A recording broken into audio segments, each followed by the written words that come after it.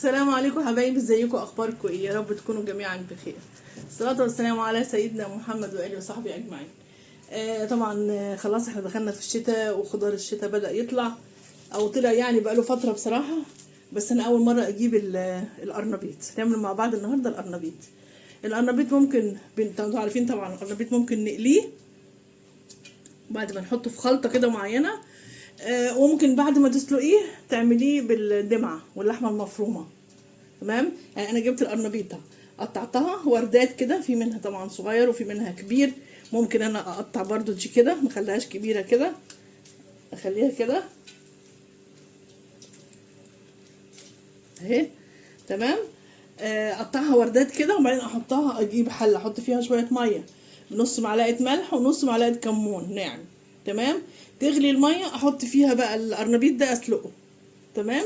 تحطيه فيها 5 دقايق تقريبا وتروحي مطلعاها تحطيها في مصفى. خلاص كده نعمل بقى الخلطه اللي احنا هنحط فيها القرنبيط وبعد كده هنقليه. تمام. او يا اما مسلوق كده وبعدين تروحي عامله التخديعه بتاعته باللحمه المفرومه وبقوطه وصلصه وكده وتروحي حطاه فيه وتعملي جنبيه رز بالشعريه. تمام.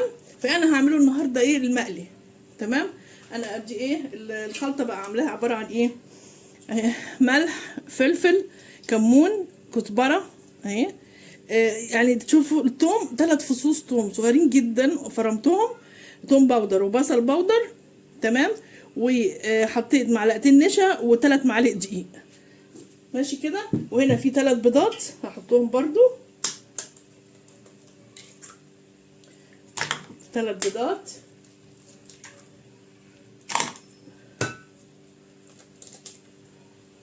ماشي.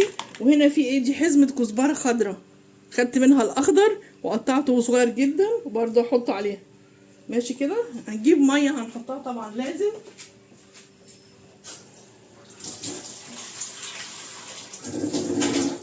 واجيب المضرب، ادي المضرب وايه ونقلب بيه بقى.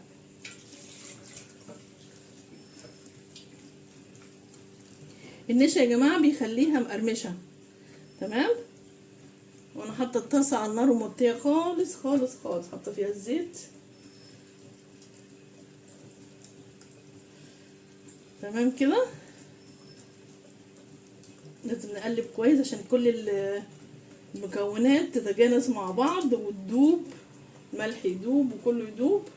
هنعوز ميه تاني طبعا.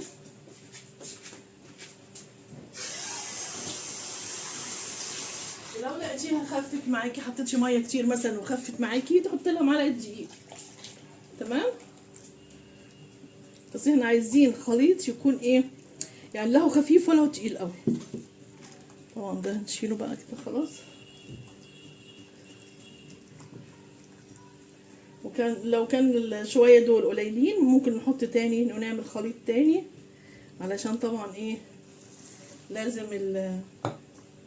اللي هو القرنبيط تحطيه في قلب الخلطه دي، بيبقى طعمه خطير طبعا. تقليب العيش بقى، جنبيه مثلا سلطه، جنبيه مخلل، جنبيه اي حاجه. عندك لفت مخللاه، زيتون، اي حاجه نطلعيها جنبيه تبقى حلو قوي. او تعملي جنبيها سلطه. تمام كده. بس كده. بعد كده بقى هنحطه فيه ونحطه في الطاسه. فثواني كده وهرجع لكم تاني. تمام. عشان يكون بس الزيت سخن. ايوه يا حبايبي، انا بقلي اهو. حطيت القرنبيط في الزيت. تمام. بحط الاول طبعا هنا ايه بعدين نحطه في الزيت. تمام كده. انا مستنيه بس دول يتحمروا واطلعهم ونحط دول. تمام كده. اما يطلعوا هوريه لكم.